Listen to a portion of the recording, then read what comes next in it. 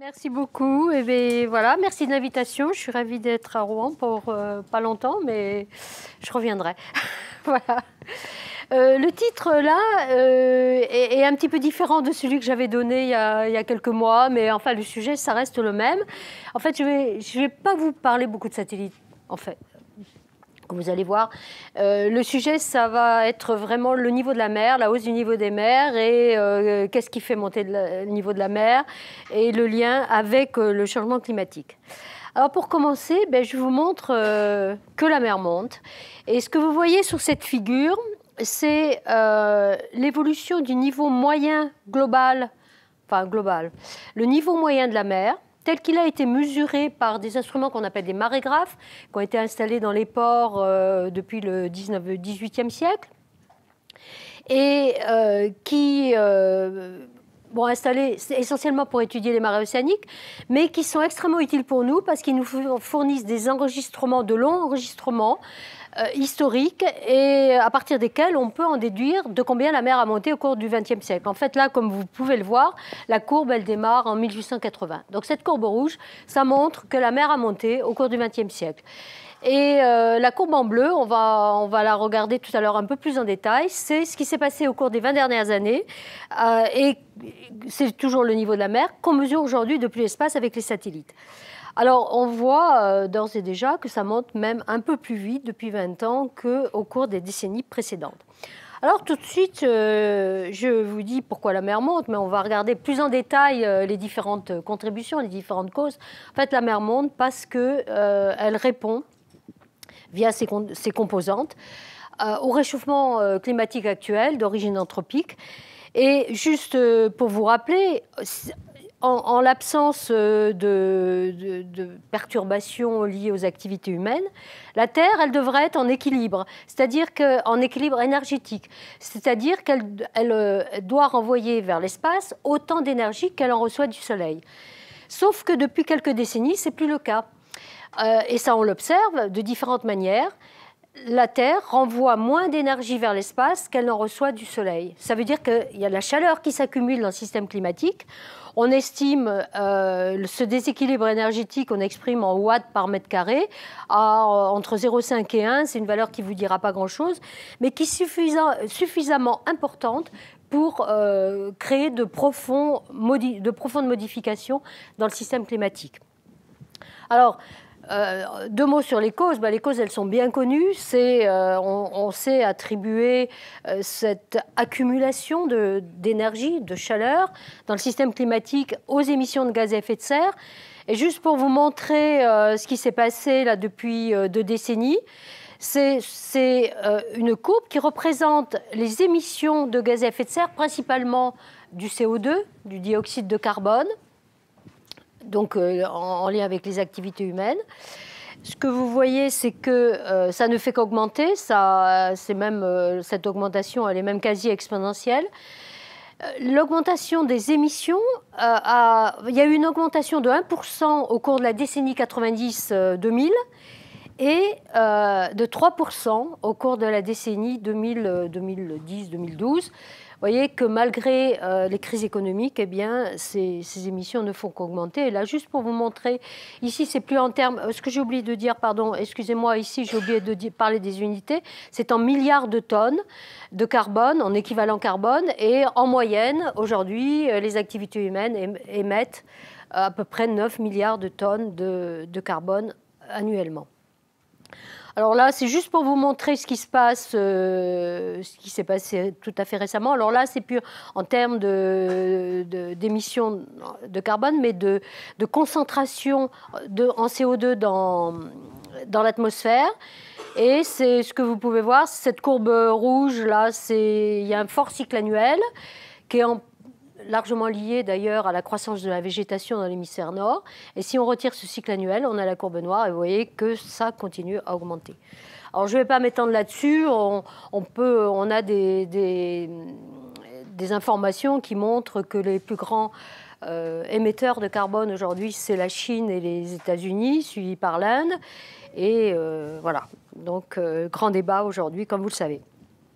Mais moi, je ne veux pas parler de ça, je veux parler des conséquences de ce phénomène, de cette accumulation de chaleur dans le système climatique.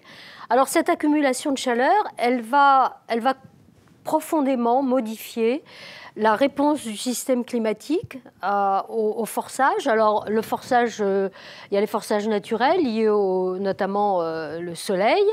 Bon, il y a d'autres forçages naturels comme les émissions, les éruptions volcaniques. Mais donc, depuis un siècle, on a un autre forçage qui est les activités humaines et qui va, comme je l'ai dit, profondément modifier la réponse du système climatique. Cette réponse va affecter toutes les composantes. Et aujourd'hui, on va principalement regarder ce qui se passe du côté de la cryosphère, bon, l'hydrosphère, bien sûr, l'océan, et puis un petit peu les surfaces continentales via les modifications de l'hydrologie continentale. Alors, les conséquences de ce réchauffement anthropique, enfin ce changement climatique d'origine anthropique, ben, c'est d'abord que la Terre se réchauffe. Ça, c'est une courbe que vous avez certainement déjà tous vue. C'est l'évolution de la température moyenne de l'air en surface depuis 1850. Et ce qu'on voit, c'est que, surtout depuis les années 50, 1950-1970, on a une tendance à la hausse, sauf bien que depuis une quinzaine d'années, on a une petite pause, et j'y reviendrai tout à l'heure. Mais on voit que sur les dernières décennies, on a une augmentation de cette température moyenne globale de la Terre qui est estimée à un petit degré, un petit peu moins que 1 degré depuis 1900. Alors, je fais une parenthèse là parce que vous allez voir dans plusieurs de mes diapositives mentionner IPCC AR5. Alors IPCC, c'est le Intergovernmental Panel on Climate Change. En français, le GIEC, le groupement intergouvernemental d'experts pour le changement climatique. Donc là, je juste préparer une petite... je pense que vous êtes tous au courant, vous connaissez tous le GIEC, mais c'est quand même pour rappeler. Donc ce GIEC, il a été créé en 1988 par l'Organisation météorologique mondiale et le Programme des Nations Unies pour l'environnement. Et sa mission, c'est d'évaluer de façon périodique l'effet des activités humaines sur le climat. Bon, il y a 3 groupes, un qui est dédié à la science du changement climatique, un autre sur les impacts et l'adaptation, et le 3e sur est-ce qu'on peut atténuer ce changement climatique. Et en 2000, donc il y a déjà eu plusieurs rapports publiés, et il y a 1 an maintenant, le Working Group 1 a publié son 5e rapport, et donc vous allez voir souvent des courbes qui sont issues de ce rapport. Et donc, vous verrez la mention IPCC-AR5, ça veut dire 5e rapport du GIEC. Alors, au-delà de l'évolution de la température moyenne en surface, de l'air en surface, eh bien, il y a d'autres conséquences de ce changement climatique. Eh bien, c'est en particulier que l'océan accumule de la chaleur. Et c'est montré sur cette courbe qui représente ce qu'on appelle le contenu thermique de l'océan, ou la quantité de chaleur qui est stockée dans l'océan au cours du temps. Donc vous voyez, ici vous avez l'échelle de temps, 1900, 1950, aujourd'hui, et on voit très bien que ce contenu thermique augmente. Alors qu'est-ce que c'est que le contenu thermique? De manière simplifiée, c'est le produit de la masse de l'océan par la chaleur spécifique de l'eau, est multiplié par l'augmentation moyenne de température de l'océan. En fait, l'océan s'est plus réchauffé dans les couches superficielles que dans l'océan profond, mais si on fait une moyenne de la variation de température, eh bien, on obtient cette courbe. Enfin, il y a plusieurs courbes parce qu'il y a plusieurs groupes, comme d'habitude, mais on voit très bien une augmentation. Je rappelle aussi qu'il y a autant de chaleur qui est stockée dans les premiers mètres de l'océan que dans toute l'atmosphère. Et la raison, c'est... Alors, voilà. La raison, c'est sur la diapositive d'après, d'ailleurs, j'ai dû inverser les diapositives, c'est que l'océan a une très grande inertie thermique par rapport à l'atmosphère, à cause du fait que sa masse est 300 fois plus grande que celle de l'atmosphère, que la chaleur spécifique de l'eau est 4 fois plus grande que celle de l'air. Et du coup, à cause de ces deux chiffres-là, l'océan a une capacité à stocker la chaleur qui est 1200 fois supérieure à celle de l'atmosphère. En réalité, il s'est moins réchauffé en moyenne que l'atmosphère depuis, disons, 50 ans ou au cours du XXe siècle. Et donc, je reviens à la diapositive précédente. Au lieu d'avoir un facteur 1200, on a un facteur 15 qui est déjà considérable. Et vous voyez ici représenté, en moyenne sur les 50 dernières années, un schéma qui représente qui compare la quantité de chaleur qui est stockée dans les différents réservoirs du système climatique, à savoir l'océan, les surfaces continentales et l'atmosphère. Et on voit que c'est l'océan, le grand réservoir de chaleur. Alors ce chiffre-là, ce contenu thermique, il est exprimé en unité de 10 puissance 22 joules. C'est quelque chose de pas très parlant. Mais pour vous donner une idée de ce que ça représente, le tiers de cette quantité, c'est-à-dire 5 10 puissance 22 joules, ça représente l'énergie qui serait réémise dans le système si tout d'un coup, demain, on brûlait toutes les ressources fossiles connues aujourd'hui sur la planète, c'est-à-dire pétrole, gaz et charbon. Donc c'est quelque chose de considérable. Alors ça a des conséquences, comme on va le voir. Et ça aura des conséquences dans le futur parce que cette chaleur qui est stockée dans l'océan, elle est transportée par la circulation océanique. Bon, d'abord depuis la surface vers les profondeurs et puis d'un océan à l'autre à cause de la circulation océanique qui est représentée ici schématiquement pour la partie, vous reconnaissez le Gulf Stream, ça c'est l'Atlantique Nord. Et cette chaleur, elle se redistribue sur des échelles de temps très longue par rapport à l'atmosphère, parce que simplement les courants dans l'océan ont des vitesses beaucoup plus lentes que les vents dans l'atmosphère. Et cette chaleur, elle sera restituée au système dans les prochains siècles, voire millénaires. Et c'est pour cette raison qu'on dit que l'océan est la mémoire à long terme du système climatique. Et en fait, c'est lui qui régule le climat à long terme. Alors on a vu 93% de la chaleur anthropique générée par les activités humaines est stockée dans l'océan aujourd'hui. C'est ce qu'on observe, ça c'est basé sur des mesures. Il reste 7%.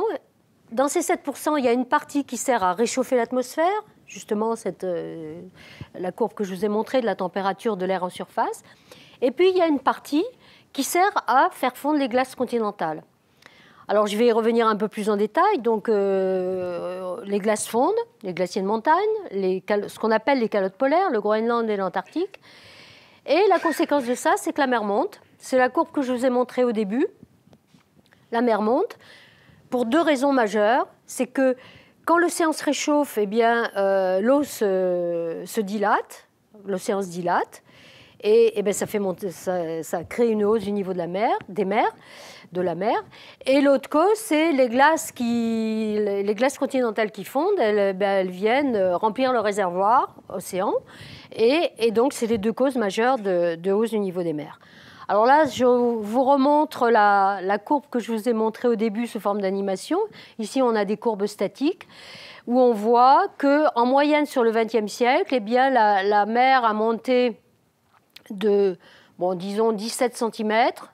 Ce n'est pas tout à fait linéaire, mais enfin une vitesse de l'ordre de 1,7 mm par an sur le XXe siècle. Alors, depuis 20 ans maintenant, on a d'autres outils plus adaptés, je dirais, que les marégraphes. Les marégraphes, vous voyez ici leur position sur les petits points bleus. Vous voyez qu'ils ne couvrent pas l'ensemble du domaine océanique, donc c'est quand même un peu gênant. Alors que depuis 20 ans, on utilise un nouvel outil qui est le satellite altimétrique et qui, lui, va réaliser une couverture globale de l'océan en quelques jours avec un temps de revisite de l'ordre de la dizaine de jours. Alors très brièvement, comment ça marche ? Bon, je ne vais pas rentrer dans les détails parce que ce n'est pas l'objet de l'exposé. Le satellite embarque un radar altimètre qui, on va dire toutes les secondes, sur sa trajectoire, sur son orbite, va émettre un signal radioélectrique, un signal radar, vers le bas, vers le nadir, qui va se réfléchir à la surface de la mer et remonter au satellite. Et avec des horloges très précises à bord, on mesure le trajet, le temps aller-retour du trajet du signal, et on en déduit l'altitude du satellite par rapport à la surface instantanée de la mer.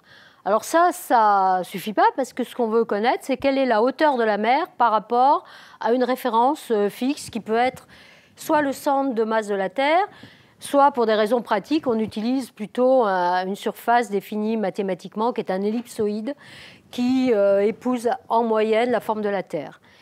Et donc pour avoir cette hauteur de mer par rapport à cette référence, eh bien, il faut connaître ce qu'on appelle l'orbite, c'est-à-dire la position du satellite dans l'espace, sur sa trajectoire. Et ça, ça fait maintenant 50 ans qu'on lance des satellites artificiels et on sait calculer les orbites des satellites. Je ne rentre pas dans les détails. Si vous avez des questions tout à l'heure, j'y répondrai. Et ce qui est quand même important de rappeler, c'est qu'il y a 30 ans, 40 ans maintenant plutôt, l'incertitude sur la position du satellite dans l'espace était de l'ordre du mètre, c'est-à-dire, et en particulier sur l'altitude du satellite par rapport à cette référence. On avait une incertitude de l'ordre du mètre. Et aujourd'hui, grâce à différents progrès réalisés, notamment dans les modèles de force qui agissent sur les satellites, mais dans l'instrumentation, etc., eh bien, cette précision, elle est de l'ordre de 1 cm.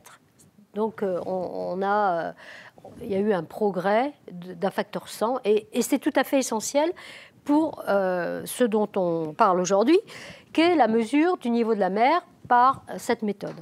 Donc, comme j'ai dit, le satellite réalise des mesures le long de sa trajectoire. Les traces blanches que vous voyez ici, c'est simplement la projection de l'orbite du satellite sur un intervalle de temps de l'ordre de 10 jours ici, sur la Terre, sur la surface de la Terre. Donc, il va suivre voilà, toutes ces traces. Et le long de ces traces d'orbite, eh bien, toutes les secondes, comme j'ai dit tout à l'heure, c'est-à-dire ce qui correspond à peu près 5 km à la surface de la Terre, il va faire des mesures de la hauteur de la mer.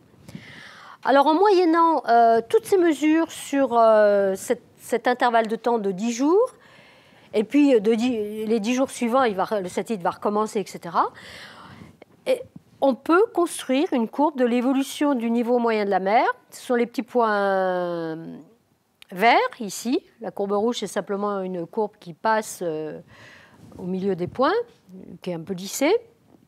On peut donc construire une courbe de l'évolution du niveau moyen, qui est cette fois-ci vraiment global de la mer, puisque le satellite il va repasser sur les mêmes régions et ainsi de suite au cours du temps. Donc ça, cette animation, c'est sur les 20 dernières années. Je vous montre la même courbe maintenant en statique, avec une mise à jour il y a 2 jours, vous voyez. Vous voyez, la mer continue à monter. Il y a des petits épisodes avec des hausses un peu plus rapides ou un peu moins rapides, je vais en parler d'ailleurs, qui sont liés aux événements El Niño ou la Niña. Mais ce que vous pouvez noter, c'est que ça monte quand même assez régulièrement. Et la vitesse moyenne, c'est 3,3 mm par an, c'est-à-dire 2 fois plus, comme c'est indiqué là, que ce qu'on avait observé au cours du XXe siècle, enfin en moyenne sur le XXe siècle et au cours des dernières décennies. Donc voilà, ça c'est aujourd'hui, c'est les 20 dernières années, ça c'est en moyenne sur le XXe siècle. Les 2 outils, on va dire, les 2 méthodes, les marégraphes, l'altimétrie. Et la première question qu'on peut se poser, c'est est-ce que la hausse actuelle de la mer est anormalement élevée ou pas finalement? Alors la réponse, elle est oui et non.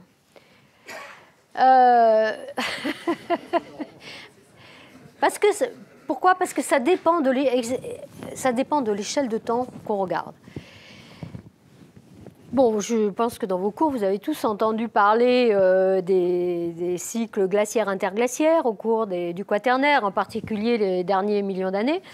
Il y a 20 000 ans, c'était le dernier maximum glaciaire et le niveau de la mer était plus bas qu'il n'est aujourd'hui, de à peu près 130 mètres, puisque, parce que l'essentiel de l'eau des océans était emprisonné sous forme de grandes calottes de glace sur le Canada et sur la Scandinavie.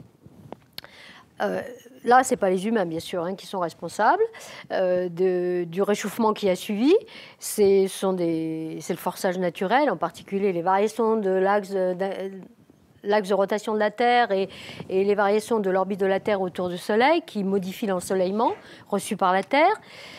Donc, au début du réchauffement, il y a 20 000 ans, les glaces ont fondu et la mer est remontée. Cette courbe rouge que vous voyez là, c'est simplement l'évolution pendant 10 000 ans, un petit peu plus de 10 000 ans, du niveau moyen de la mer. Donc, cette remontée assez importante, de l'ordre de 100 mètres.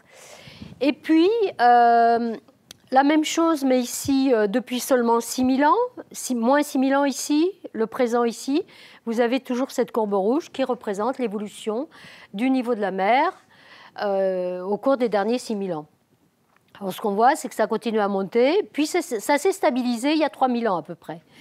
Et si on regarde les 2 derniers millénaires, donc c'est toujours le niveau de la mer, ici, c'est la courbe bleue, avec le passé ici, le présent, moins 2 000 ans.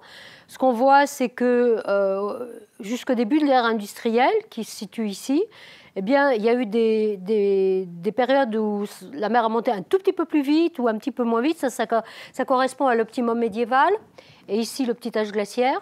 Mais si on calcule les vitesses qui correspondent à ces oscillations, eh bien, on voit que ça n'a jamais dépassé 0,5 mm par an. Donc,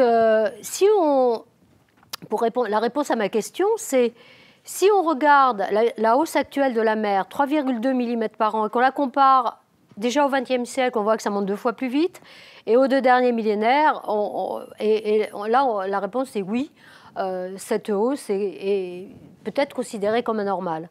En revanche, si on regarde ce qui s'est passé pendant la déglaciation, entre moins 20 000 ans et moins 10 000 ans, la vitesse moyenne de hausse a été de l'ordre de 12 mm par an, 1,2 cm par an, c'est-à-dire 4 fois plus qu'aujourd'hui. Et il y a même eu, pendant cette déglaciation, des périodes très, très courtes d'ailleurs, de l'ordre de 300 ans, comme c'est le cas il y a moins 14 000 ans, où la hausse a atteint 40 mm par an, c'est-à-dire 10 fois plus qu'aujourd'hui. Plus que 10 fois plus qu'aujourd'hui. Donc, c'est pour ça que j'ai dit la réponse est oui et non, parce que ça veut dire que le système climatique, il est capable de générer des hausses de niveau des mers bien plus grandes que celles qu'on observe aujourd'hui. Avec un bémol, bien sûr, c'est que la quantité de glace qui était en jeu à cette époque-là était plus grande que ce qui reste aujourd'hui sur l'Antarctique et le Groenland, mais n'empêche. Alors, autre question que vous vous posez peut-être, c'est est-ce qu'on sait expliquer quantitativement pourquoi la mer monte? Tout à l'heure, je vous ai dit de façon qualitative, il y a 2 grandes causes, et elles sont indiquées de nouveau ici. Le réchauffement de l'océan, l'oscillate, donc il y a une expansion thermique, et ça c'est une cause de hausse du niveau des mers. Voilà. Et l'autre cause, c'est la fonte des glaces continentales. L'eau qui était sous forme de glace, eh bien, elle va se déverser dans l'océan et ça fait monter le niveau de la mer.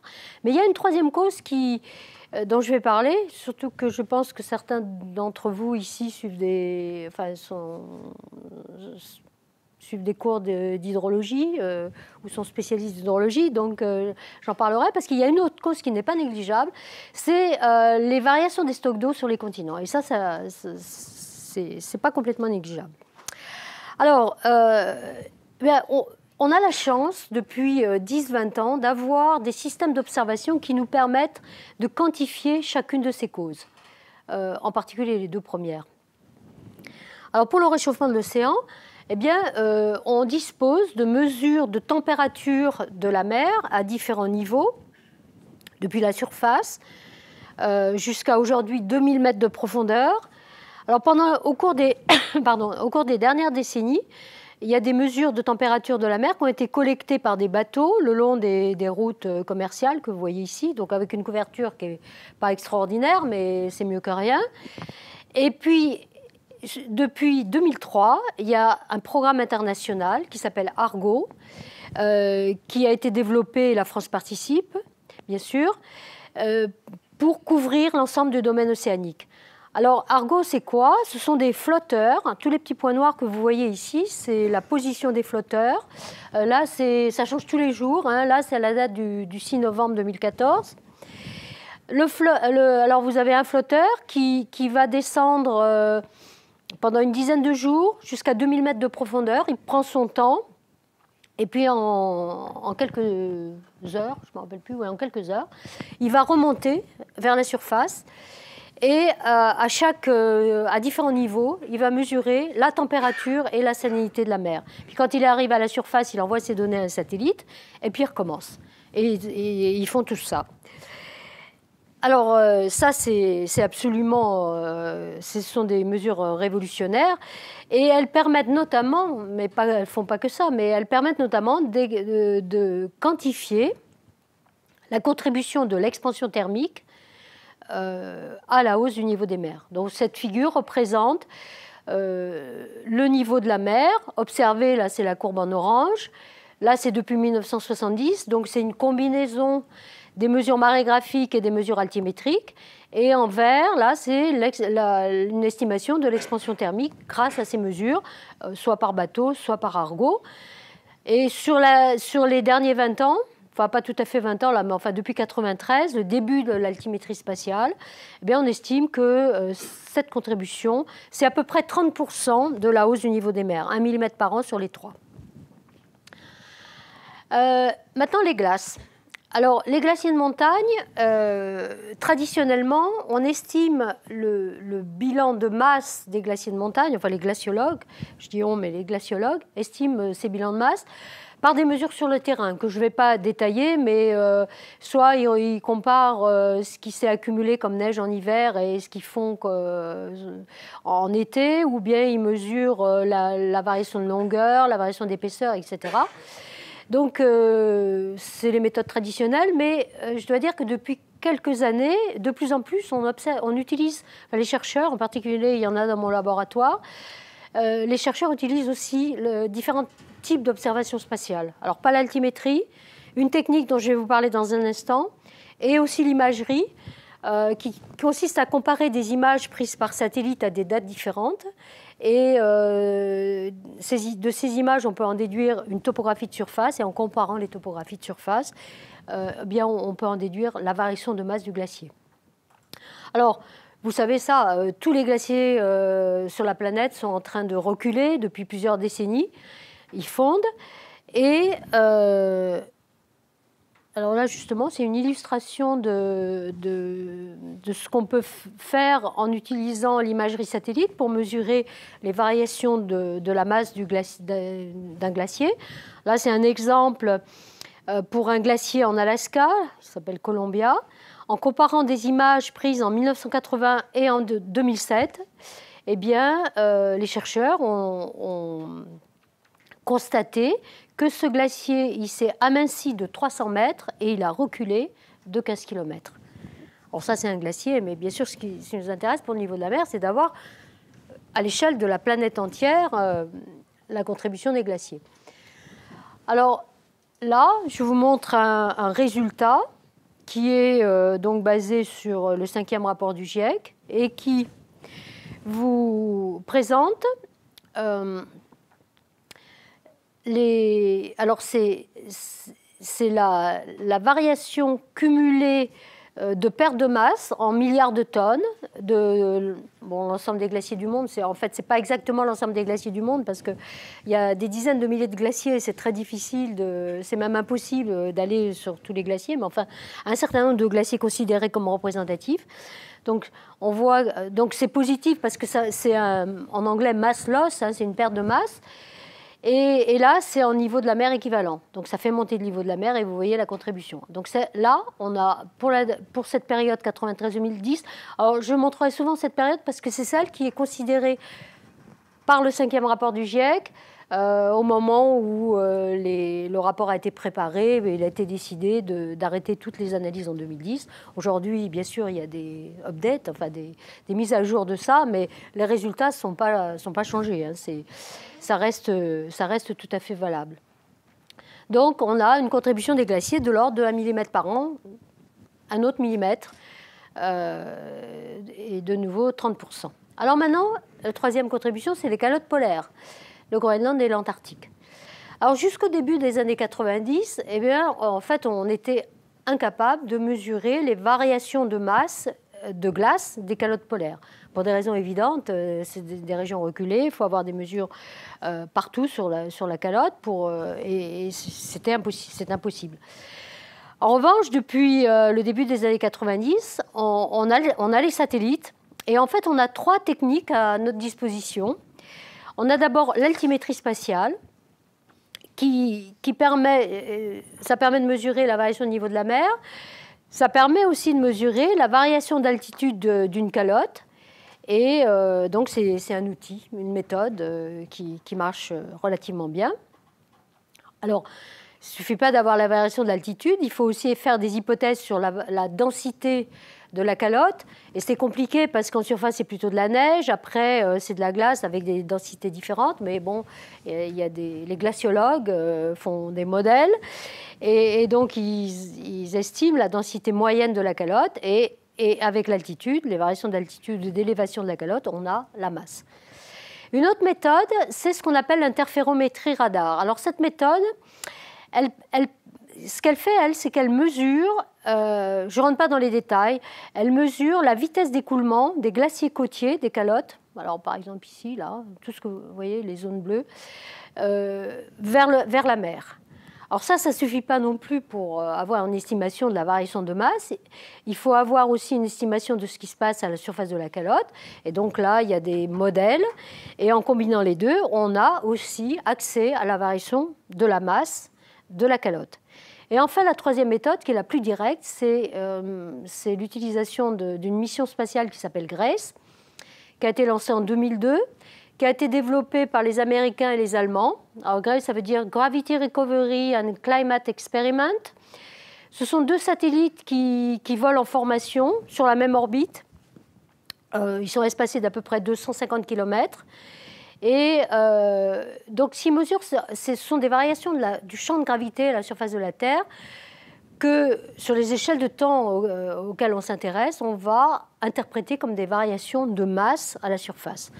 Alors, très brièvement, comment ça marche ? Imaginez que les satellites se déplacent dans ce sens-là. Ça, c'est le satellite avant. Quand il va survoler l'Antarctique, par exemple, il va voir une anomalie de masse par rapport à l'océan environnant. Donc, loi fondamentale de la dynamique, il va accélérer.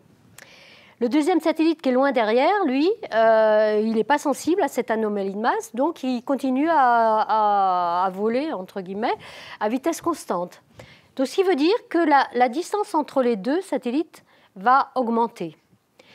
Or, il y a un système de mesure de la distance mutuelle des satellites par signaux radioélectriques, système très précis, qui mesure cette distance à 10 microns près. Donc, on mesure en permanence les variations de cette distance. Donc, voilà. Mon histoire n'est pas finie. Quand le deuxième satellite va survoler à son tour la calotte polaire, il va aussi accélérer. Mais celui-là, qui est loin devant, il va voler à vitesse constante. Et qu'est-ce qui va se passer ? La distance va diminuer. Donc, dans un premier temps, la distance va augmenter, puis la distance diminue. Donc, en mesurant ces variations de distance, c'est un petit peu plus compliqué parce que les satellites sont aussi traqués par GPS, mais enfin, on va oublier tout ça. En mesurant simplement ces variations de distance, on est capable de cartographier les variations de masse à la surface de la Terre. Et sur le Groenland antarctique, c'est absolument fabuleux. Ah oui, j'aurais mieux fait de montrer celle-là, mais voilà.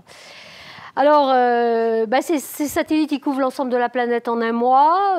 Ça permet d'avoir des anomalies de masse avec une résolution qui n'est pas extraordinaire au sol, de l'ordre de 300 km. Mais c'est quand même révolutionnaire et on n'avait rien auparavant. Alors là, c'est une animation qui illustre la perte de masse au niveau du Groenland depuis 2003. Je rappelle, la mission a été lancée en 2002, donc avant on n'a rien évidemment. Entre 2003 et 2012, et les couleurs bleu, violet, noir représentent les régions là où la glace a été, alors je ne vais pas dire a fondu, où il y a eu une perte de glace. Ça a commencé dans cette région-là, puis ça s'est propagé le long de la côte ouest du Groenland. Et si on combine toutes les mesures, les mesures de tous les 3 systèmes spatiaux, on obtient ce genre de courbe qui montre la diminution de la masse. Alors, le temps, ici, la masse de glace en gigatonnes, là, c'est 1 milliard de tonnes. l'Antarctique, le Groenland, et en noir la somme des deux. Alors qu'est-ce qu'on voit? On voit de façon très nette qu'il y a une accélération au cours de la dernière décennie de cette perte de masse de glace. Et si on revient au niveau de la mer, eh bien on estime que, en moyenne, sur les 20 dernières années, ça a contribué pour à peu près 25%. Donc je rappelle, on avait 30% pour l'expansion thermique, 30% pour les glaciers, à peu près 25% pour les calottes polaires. Alors juste expliquer quel est le phénomène qui fait perdre de la glace au Groenland et à l'Antarctique. Eh bien, alors au Groenland, il y a deux contributions. Il y a ce qui se passe en surface, il y a une fonte plus importante que l'accumulation de neige en hiver, donc il y a une petite perte de masse, du bilan de masse en surface. Ça contribue pour à peu près moitié, 50%. Et l'autre cause, c'est l'océan. Les eaux chaudes périphériques à la calotte là, viennent faire fondre par-dessous les plateformes de glace qui sont à l'avant des glaciers côtiers. Et au bout d'un certain temps, la calotte de glace, pas la calotte, pardon, la plateforme de glace fond, puis se casse, elle se désolidarise de la calotte, et à ce moment-là, le glacier qui descend vers la mer, il est entraîné par la gravité, par son propre poids, et il descend vers la mer, et c'est donc un phénomène qu'on appelle dynamique, et qui contribue pour à peu près 50% à cette perte de masse. En Antarctique, ce n'est que ce phénomène-là qui contribue. Parce qu'il fait toujours, même en été, il fait toujours en dessous de zéro, donc il n'y a pas de fonte en surface. Et c'est essentiellement par ce phénomène dynamique que la glace s'en va. Et donc va alimenter l'océan. Alors là, je vous montre une autre figure qui représente la perte de masse de glace au Groenland, mesurée par les satellites GRACE depuis 2003. Alors on voit très bien là, donc, cette perte quasi exponentielle. Et jusqu'à récemment, en particulier c'est dans le rapport du GIEC, beaucoup de climatologues pensaient que c'était un phénomène qui risque de s'emballer. C'était le début d'un processus à long terme d'une instabilité dynamique des calottes. Des traitements très récents des données GRACE montrent que depuis 2012, en fait, il y a une espèce de plateau. Donc, est-ce qu'on va aller par là? Est-ce qu'on va aller par là? On n'en sait strictement rien. Donc, tout ça pour dire qu'il faut être un peu prudent et en fait, on ne sait pas. Alors, peut-être que j'accélère un petit peu. Je ne sais plus quelle heure... Donc si on fait un bilan de ce qu'on sait aujourd'hui, on voit que, en termes de cause à la hausse actuelle, enfin des 2 dernières décennies, on a à peu près 37% qui viennent du réchauffement de l'océan, 50% qui viennent de la fonte des glaces, et puis vous voyez un petit 13% là, qui vient des eaux continentales. Alors qu'est-ce que ça veut dire? Les eaux continentales, en fait, les eaux qui sont stockées dans les bassins fluviaux sur les continents, elles ont un rôle sur les niveaux de la mer. Il y a 2 facteurs.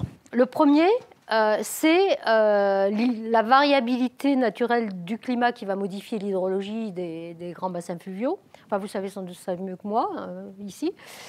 Et un autre facteur, ce sont les activités humaines directes qui vont modifier l'hydrologie, via, en particulier, la construction de barrages sur les fleuves et le pompage de l'eau dans les nappes souterraines. Alors, on va examiner ces facteurs-là. Et je commence par la variabilité naturelle. Alors, en fait, avant GRACE, on n'a pas de mesure globale pour estimer, en moyenne, donc sur l'ensemble des terres émergées, les variations des stocks d'eau. Depuis 10 ans, on a GRACE, donc ça, c'est très bien. Mais avant GRACE, on n'a rien. Mais par contre, on peut utiliser des modèles hydrologiques. Et là, je vous montre une courbe, là, en vert, qui représente, donc exprimée en équivalent au niveau de la mer, la contribution de l'hydrologie continentale due à la variabilité naturelle interne du climat au niveau de la mer. Donc c'est exprimé au niveau de la mer, en millimètres de niveau de la mer. Et qu'est-ce qu'on remarque tout de suite? Eh bien, on voit que Pendant les événements ENSO, pendant El Niño, il y a une anomalie positive au niveau de la mer, ça veut dire moins d'eau sur les continents. Et pendant la Niña, il y a une anomalie négative, et donc plus d'eau sur les continents et moins d'eau dans l'océan. Je vais y revenir. Je vais y revenir tout à l'heure quand je parlerai de la variabilité interannuelle du niveau de la mer. Donc, oui, j'ai oublié la conclusion, on ne voit pas de tendance à long terme. Et même si on remonte avant, à l'aide des modèles hydrologiques avant 1993, sur les 50 dernières années par exemple, ou 40, on ne voit pas de tendance à long terme. Maintenant, les effets anthropiques directs, bon, la construction de barrages, qu'est-ce que ça a comme effet sur le niveau de la mer? Ça séquestre l'eau derrière les barrages, et donc ça fait baisser le niveau de la mer. Et là, on a une courbe une figure il n'y a pas beaucoup de travaux sur ces questions, mais il y a un travail qui a été réalisé par un collègue qui s'appelle Ben Chao, qui a essayé de collecter des informations sur la construction de barrages à l'échelle de la planète. Et il a construit ce genre de courbe qui représente le volume d'eau cumulé, séquestré derrière les barrages. Donc c'est exprimé en kilomètres cubes au cours du temps, donc je ne vois même pas l'échelle ici, c'est au cours du XXe siècle, pour différentes régions du monde. Et puis si on regarde la courbe rouge, c'est le cumul de tout ça. On voit que ce volume n'a fait qu'augmenter. Ça se stabilise là depuis quelques années. Mais si on regarde, par exemple, sur cette période-là, sur la période de 93-2012, ça contribue à une petite baisse du niveau de la mer de moins 0,3 mm par an. Alors, ça paraît petit, mais en fait, c'est la même contribution que l'Antarctique. Donc, ce n'est pas négligeable du tout. Maintenant, le pompage des eaux souterraines. Bon, vous savez, on pompe de plus en plus d'eau dans les aquifères, en particulier pour l'agriculture, pour l'irrigation des cultures. Et là aussi, à l'échelle globale, il n'y a pas beaucoup de travaux. Il y en a quelques-uns. Bon, j'en ai montré un ici. Donc la courbe noire, c'est basé sur des observations, entre guillemets, je ne sais pas si elles sont vraiment globales, qui représentent donc la contribution au niveau de la mer au cours du temps, dû au pompage des eaux souterraines. Et ça crée une hausse de la mer parce que l'eau, elle est extraite des nappes. Et puis, finalement, via l'irrigation, et puis l'eau va s'écouler dans le réseau hydrographique et, in fine, il va retourner à la mer. Il y a peut-être des problèmes de délai, de retard, et ça, dans ce genre de calcul, c'est absolument pas pris en compte. Donc, c'est des questions ouvertes que vous, ici, probablement, vous pourriez nous éclairer. Mais bon, je dois dire que ça, c'est pas du tout pris en compte ici. Donc cette hausse, elle est estimée à 0,56 mm par an. Et vous voyez que les deux effets sont opposés, mais n'empêche, l'effet du pompage domine. Alors là, c'est juste pour montrer qu'avec Grèce, maintenant, on peut mesurer ça. Et là, vous avez une figure qui vous montre la région en bleu ici. Ça représente la diminution du stock d'eau mesurée par les satellites Grèce entre 2002 et 2013. En particulier dans la région, dans le bassin du Gange, en particulier dans la région de New Delhi, région bien connue pour forte irrigation des cultures, etc. Et à l'échelle de la planète, avec Grèce, on voit très bien ces effets de diminution du stock d'eau dans les aquifères. Donc, in fine, comme j'ai dit, c'est des effets de signes opposés, mais il y a l'effet du pompage qui l'emporte, et c'est ça qui fait ce petit plus 0,38 mm par an sur le bilan. Donc vous voyez que, si vous rappelez la question, est-ce qu'on est capable d'expliquer la hausse du niveau de la mer? La réponse, c'est pas trop mal. On a les observations ici, on a la somme des contributions qu'on a calculées, et puis il y a un petit résidu alors qui est dû aux erreurs de tout, et puis éventuellement une contribution de l'océan profond, parce qu'avec Argo, on n'est pas capable d'aller en dessous de 2000 mètres. Et comme on pense que depuis 50 ans, la chaleur, elle s'est déjà propagée dans l'océan profond, peut-être en dessous de 2000 mètres, il y a peut-être une contribution de l'océan profond que voit le niveau de la mer, mais qu'on n'est pas capable d'estimer de manière avec des observations. Alors maintenant, je vais passer à un autre volet, c'est la mer monte, on l'a vu, on s'est expliqué, tout ça, bon, mais elle ne monte pas partout à la même vitesse. Et ça, on l'a découvert avec l'altimétrie, grâce plutôt à cette couverture globale de l'océan. Alors ce que vous voyez, ces zones que vous voyez en orange ici, ce sont les régions du monde où la mer monte beaucoup plus vite que la moyenne. Là, c'est écrit en petit ici, c'est toujours pour les 20 dernières années. Vous avez l'échelle de vitesse ici, de hausse en millimètres, enfin de variation en millimètres par an. Et le jaune, en fait, la couleur jaune correspond à ces 3 millimètres par an de moyenne globale, mais ce qu'on voit très bien, c'est que dans certaines régions, ça a monté beaucoup plus vite, en particulier dans le Pacifique Ouest. Alors là, c'est la même chose, c'est la même chose en carte. Et ici, c'est la même chose que là, mais on a retiré la moyenne globale pour mieux visualiser cette variabilité régionale. Donc on voit bien les régions où ça monte plus vite. Et puis en bleu, en fait, c'est les régions où ça monte moins vite que la moyenne. Donc ça, c'est important. Et on y reviendra tout à l'heure, à la fin de l'exposé, parce que pour le futur, la mer ne va pas monter non plus de manière uniforme dans les futures décennies. Et ce qui est, pour l'étude des impacts côtiers, ce qu'on veut savoir, c'est de combien la mer monte à un endroit particulier. Donc cette variabilité régionale, elle est très importante. Alors on sait l'expliquer, au moins sur le relativement court terme, c'est-à-dire pour les 20 dernières années. On sait que c'est dû à l'expansion thermique qui n'est pas uniforme. Et comme vous pouvez le voir ici, quand on compare la variabilité régionale de la mer telle que le mesurent les satellites altimétriques et l'expansion thermique telle qu'on peut la déterminer avec la variabilité régionale de l'expansion thermique telle qu'on peut l'estimer à partir des mesures de température de l'océan, eh bien on voit qu'il y a une très très forte corrélation entre les deux cartes. Alors qu'est-ce que ça veut dire? Ça ne veut pas dire que l'océan s'est plus réchauffé ici. Ça veut dire qu'il a accumulé plus de chaleur.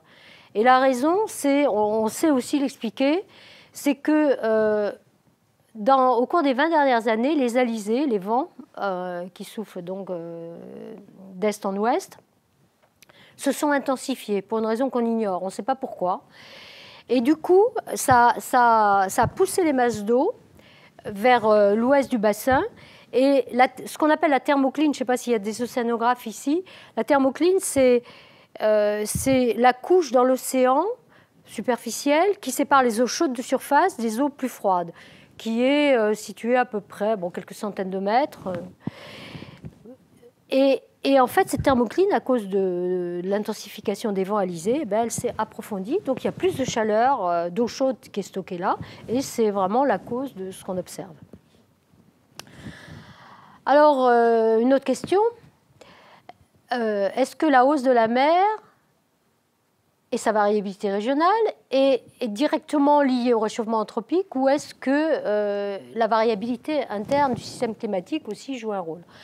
Alors là, la réponse, c'est pour la hausse moyenne globale, oui, clairement, c'est le réchauffement anthropique, puisque vous avez vu que les causes, on les connaît. C'est le réchauffement de l'océan et la fonte des glaces. Et ça, il y a eu des tas d'études qui montrent que ce qu'on observe là, c'est vraiment lié au forçage anthropique. Enfin, ce que j'appelle le forçage anthropique, c'est donc le réchauffement anthropique dû aux émissions de gaz à effet de serre. Par contre, pour cette variabilité régionale dont je viens de vous parler, eh bien là, la réponse est clairement non.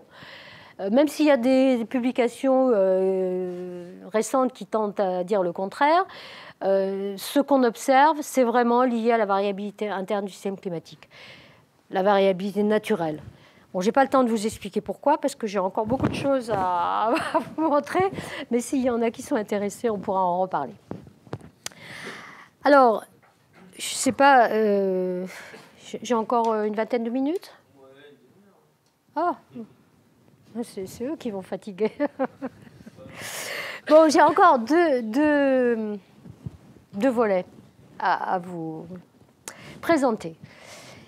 Je reviens à la variabilité interannuelle de la mer, parce qu'en fait, ça a un lien avec peut-être votre communauté ici, ceux qui s'intéressent à l'hydrologie continentale, comme on va le voir.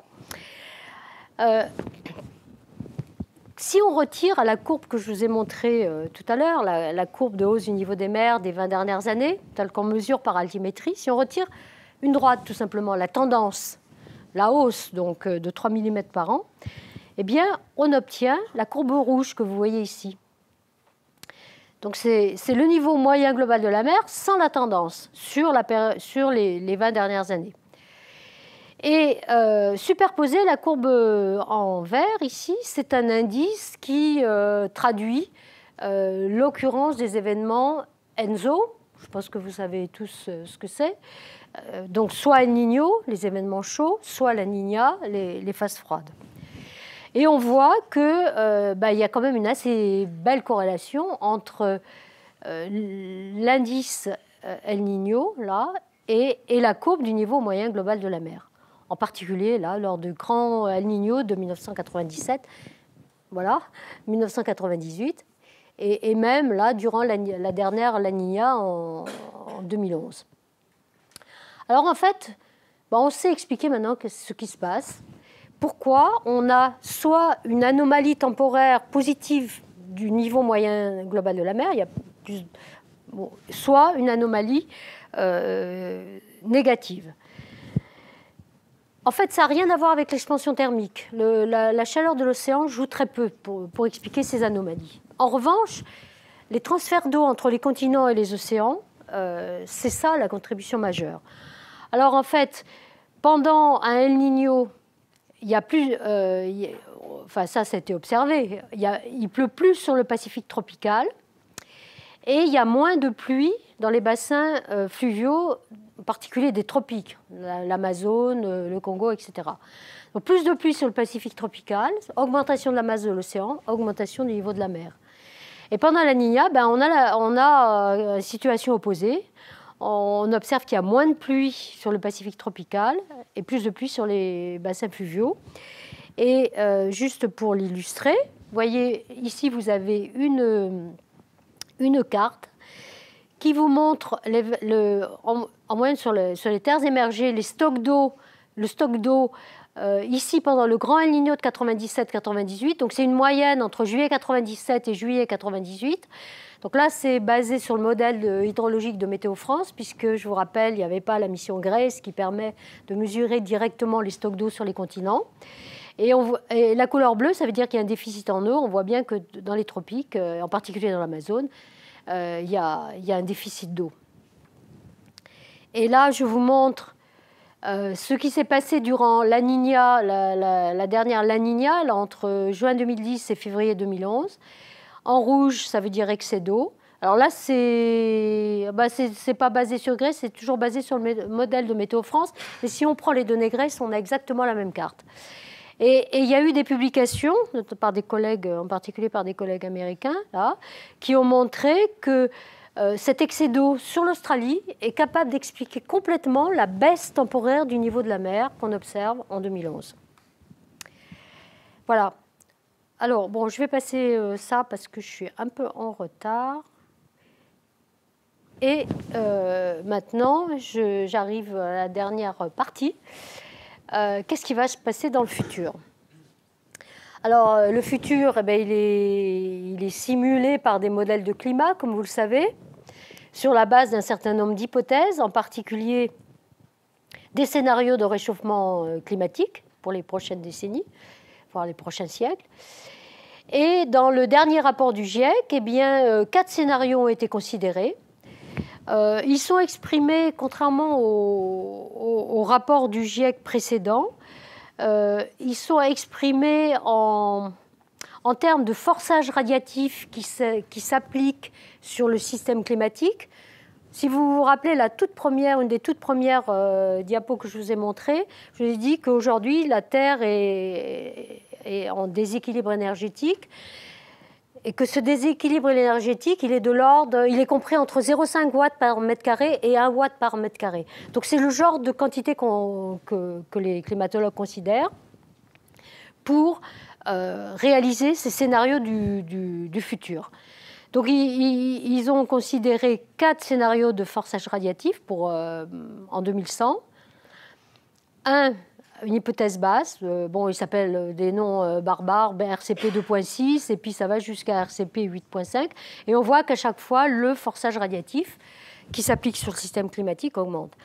Alors, comment ça se traduit, ça, en termes d'émissions de gaz à effet de serre?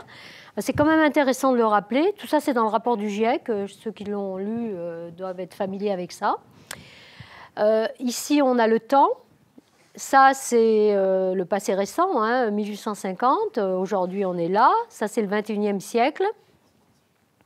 Et là, ce qui est exprimé, ce qui est montré, c'est les émissions de gaz à effet de serre exprimées en milliards de tonnes annuelles. Bon, ça, c'est des observations, ça monte, hein, on l'a vu tout à fait au début. Et voilà les 4 scénarios qui sont considérés par le rapport du GIEC. Alors, le scénario que je vais appeler optimiste, 2.6.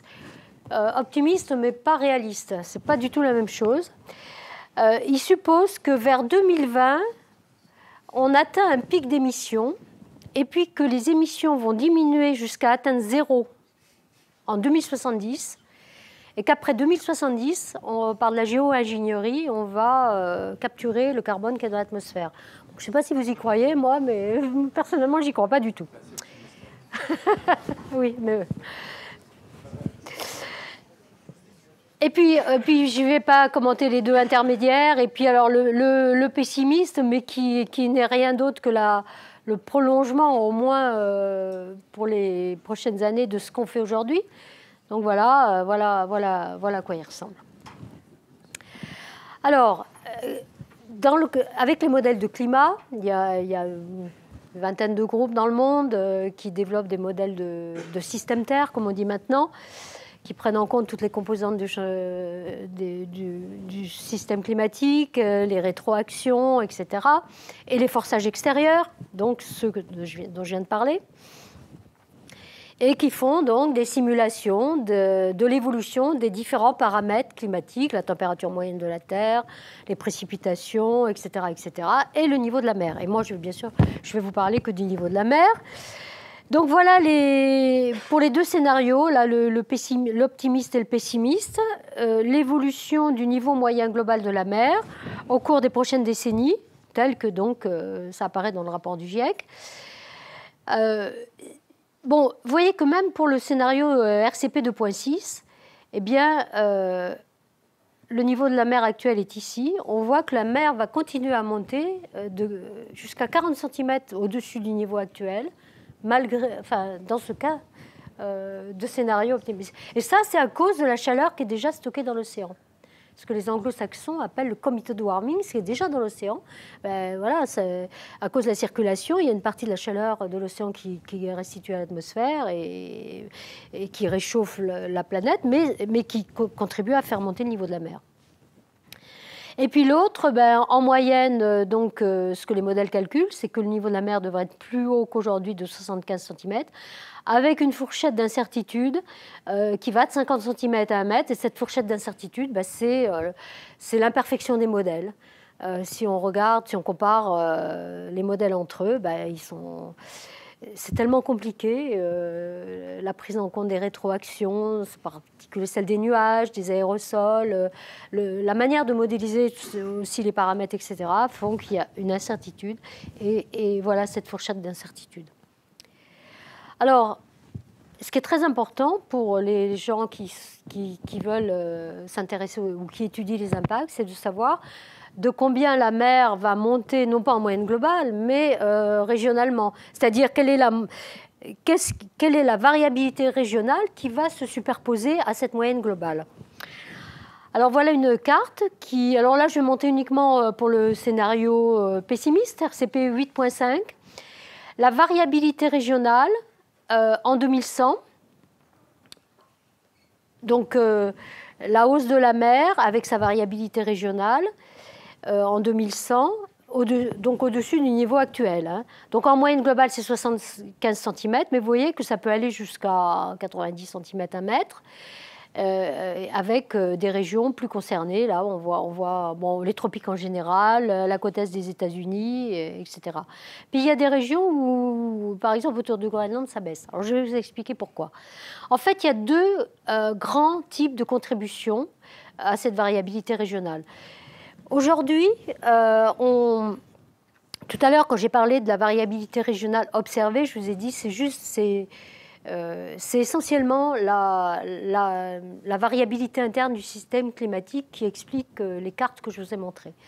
Cette variabilité interne, elle n'est pas là parce que les modèles du climat ne savent pas bien la modéliser, en particulier le timing de cette variabilité interne qui est cyclique en fait. Les modèles de climat ne savent pas du tout la simuler. C'est un gros problème. Mais si on moyenne plein de modèles entre eux, mettons typiquement une vingtaine de modèles, chacun ayant une dizaine de réalisations avec des conditions initiales différentes, et bien cette variabilité interne qui peut être un coup positif, un coup négatif, bon, elle s'en va. Et donc là, elle n'y est pas. Et cette variabilité interne que je vous montre là, c'est essentiellement le résultat du forçage anthropique. C'est important c'est important d'insister à ça. Alors, sur ça, pardon. Donc là, il y a deux contributions. La première contribution, c'est celle de l'expansion thermique, qui va continuer à ne pas être uniformément répartie sur le domaine océanique. Et puis, de plus en plus, la salinité de l'océan va jouer un rôle. Aujourd'hui, elle joue très peu de rôle, mais dans le futur, elle va jouer un rôle, parce que quand vous avez de la glace qui fond, il y a un apport d'eau douce à l'océan. Et l'eau douce, c'est plus léger que l'eau salée, donc ça fait monter le niveau de la mer. Et c'est en particulier ce qui va se passer dans l'Arctique. Alors, il y a à la fois la glace qui fond, la banquise qui fond, le Groenland. On pense qu'il peut y avoir un débit accru des fleuves arctiques. Enfin, je ne sais pas si vous confirmez ça. Enfin, c'est ce que certains disent. Et donc, dans l'Arctique, on s'attend à ce que le niveau de la mer monte plus vite, à cause de la salinité. Enfin, la moindre salinité. Après, il y a des effets de la température aussi qu'on voit dans d'autres régions. Alors ça, c'est la première cause. Mais la deuxième... Alors oui, non, ça, c'est juste un zoom pour vous montrer ce qui pourrait se passer le long des côtes de France. Justement, dû à ces effets de température et de salinité. Bon, c'est mieux d'être en Méditerranée, près de la Méditerranée, que dans votre région, en fait. Bon. Alors, la deuxième cause, aujourd'hui, elle ne joue pas un rôle important, mais dans le futur, elle va jouer un rôle de plus en plus important. Alors, qu'est-ce que c'est que cette deuxième cause ? C'est une conséquence très indirecte du changement climatique. Ce n'est pas une cause climatique directe. On ne peut pas dire que c'est une cause climatique directe, mais c'est une cause indirecte du changement climatique. Alors, la Terre, elle est rigide, vous le savez, mais elle n'est pas... elle est solide, mais elle n'est pas complètement rigide. Et sous l'effet des charges, soit internes, soit en surface, elle va se déformer. Et en particulier, la fonte passée des glaces, alors celle depuis la dernière glaciation et la fonte actuelle, quand je dis actuelle, c'est celle qu'on observe déjà et qui va se poursuivre au cours du XXIe siècle, eh bien, va modifier la forme des bassins, va déformer les bassins océaniques. Et puis en plus, il y a un autre effet, alors un peu compliqué, mais je le mentionne quand même, c'est que l'attraction mutuelle des masses, par exemple, vous avez une calotte polaire avec de la glace, l'océan ici, bon, il y a une attraction gravitationnelle, mais si la glace fond et que l'eau, elle monte, là, l'attraction mutuelle, elle va complètement changer. Donc ce phénomène-là joue aussi. Et tout ça, ça va créer de la variabilité régionale de la mer. Alors, juste pour illustrer de façon extrêmement schématique, ce qui se passe là, c'est l'illustration pour la fonte des glaces de la dernière glaciation. Donc, comme la Terre répond à ce phénomène-là de façon viscoélastique, eh bien, alors, donc ici, on a la situation au dernier maximum glaciaire. Vous avez la calotte de glace, le niveau de la mer, plus bas qu'aujourd'hui, comme on a dit, de 100 mètres. Et puis, la glace a fondu. Il y a eu une relaxation vers le haut de la croûte terrestre dans ces régions-là. Le niveau de la mer a monté parce qu'il y a la glace qui est venue remplir l'océan.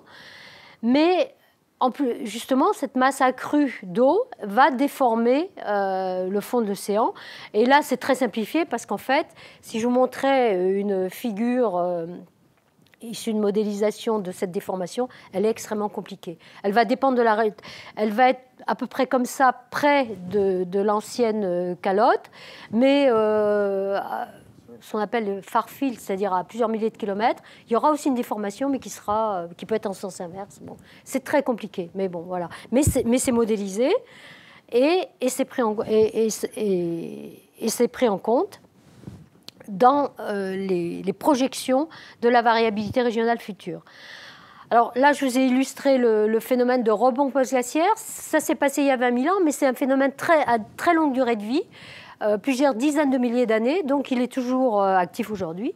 On l'observe d'ailleurs, et il va continuer à jouer son rôle dans le futur. Et puis il y a un autre phénomène de déformation des bassins océaniques qui est dû à la fonte actuelle des glaces. Alors là, ces échelles de temps sont plus courtes, c'est plus 10 000 ans, c'est un siècle. Et là, la Terre, elle répond pas de manière viscoélastique, mais élastique. Et on sait le modéliser aussi. Et ce qu'on peut montrer, c'est que si le Groenland fond, par exemple pour un taux correspondant à un taux de hausse du niveau des mers de 0,5 mm par an, si l'Antarctique de l'Ouest fond au même taux, 0,5 mm par an, bon, ça correspond aux zones en bleu ici, eh bien ça va créer une amplification dans les tropiques, une variabilité régionale de la mer, avec une amplification dans les tropiques de l'ordre de 20 à 30%. Et ça, c'est dû à ces phénomènes de déformation des bassins océaniques et de modification de l'attraction mutuelle, gravitationnelle mutuelle. Alors ça, c'est pris en compte maintenant dans les modèles. Et cette amplification, là, justement, dans les tropiques liée aux déformations des bassins océaniques, eh bien, c'est ça qui fait qu'on s'attend à ce que la mer monte plus vite, enfin plus, dans les tropiques que dans d'autres régions du globe. Alors là, qu'est-ce que représente cette carte? Toujours issue du 5e rapport du GIEC. C'est la variabilité régionale de la mer par rapport à la hausse moyenne globale. Et là, c'est en pourcentage par rapport à cette hausse moyenne globale. Donc l'échelle est ici en pourcentage. Et on voit que dans certaines régions, ça peut aller jusqu'à 50% en plus. C'est-à-dire si ça monte d'1 mètre, et bien dans certaines régions, ça va être 1,50 m. Ce qui commence à faire beaucoup. Et ce pourcentage, il est vrai pour tous les scénarios.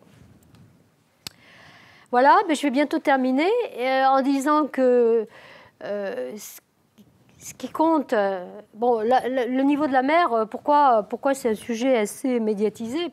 Non pas parce que la mer va monter en moyenne globale de 1 mètre ou de 2 mètres, mais à cause des effets sur le littoral, évidemment.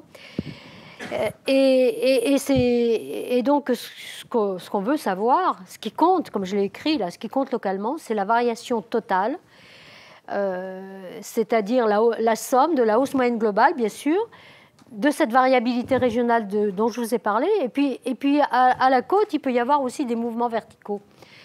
Souvent, ces mouvements verticaux, en fait, correspondent à des subsidences dans les deltas des grands fleuves à cause du poids des sédiments, à cause du pompage. J'ai une figure qui l'illustre, du pompage de l'eau dans les nappes.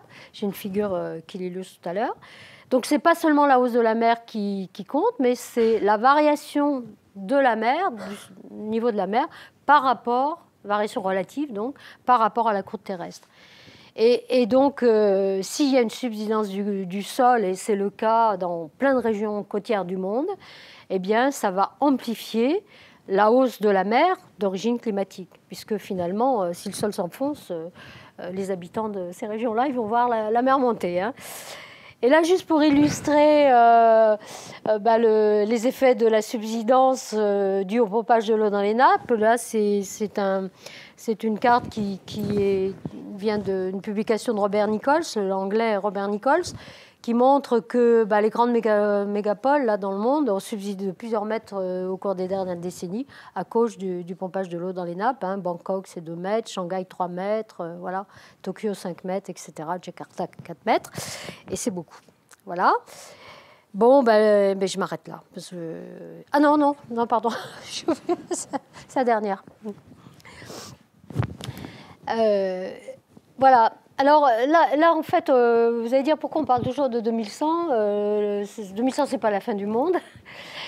Et c'est parce que c'est commode, c'est un peu... Il y a un certain nombre de raisons. Mais en 2100, les effets du changement climatique ne s'arrêteront pas.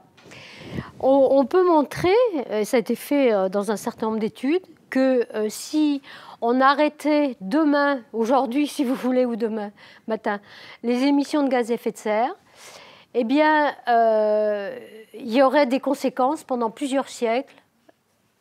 Il y aurait des conséquences du changement climatique actuel pendant encore plusieurs siècles, voire peut-être plusieurs millénaires. Alors, les raisons, pourquoi? Parce que le CO2 qui est émis et qui reste dans l'atmosphère a une très longue durée de vie. Et, comme c'est écrit ici, 20% du CO2 émis déjà restera dans l'atmosphère pendant au moins 1000 ans, à cause de la durée de vie de ce gaz. Donc, ça va continuer.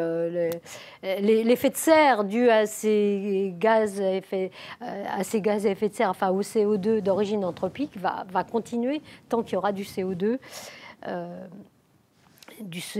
issu des activités humaines. Le niveau de la mer, lui, on peut montrer qu'il continuerait à monter pendant plusieurs siècles à cause de l'inertie thermique de l'océan, comme je vous l'ai déjà expliqué, et de la chaleur qui est déjà stockée dans l'océan, qui continuera à se manifester.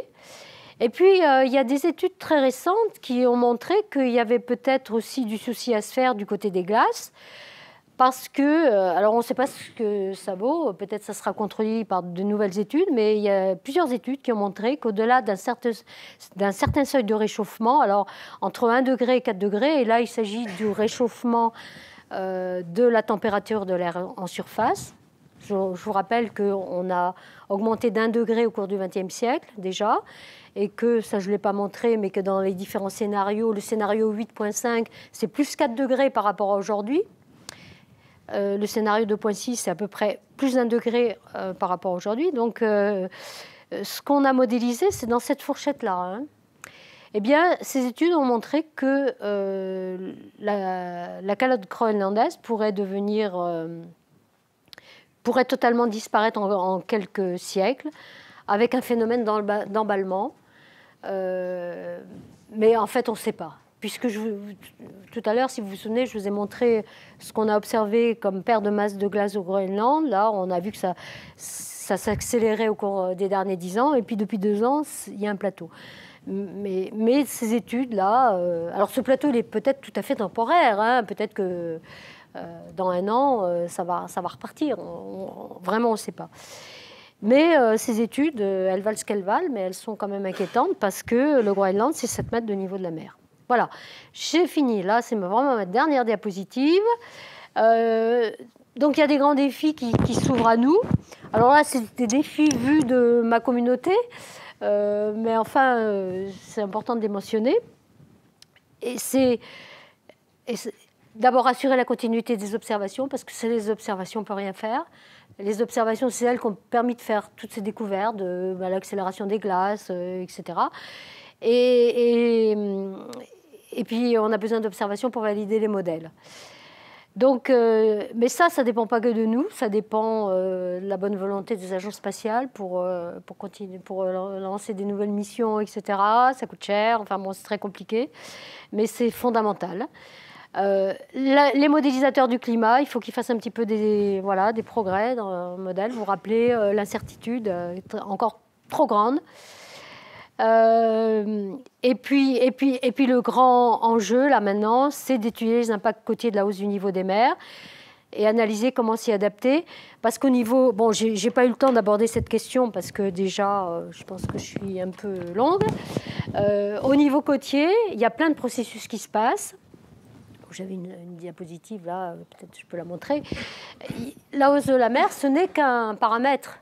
Il y a plein d'autres phénomènes qui se passent. Il y a l'apport de sédiments, il y a les tempêtes qui érodent le littoral, il y a les changements de courants côtiers, etc., de vagues et de courants. Et tout ça, ça interagit de manière non linéaire. Et pour l'instant, c'est un thème vraiment encore balbutiant, je dirais, où il y a tout à faire. Voilà. Mais c'est finalement ça l'enjeu de la question. Et voilà, j'arrête.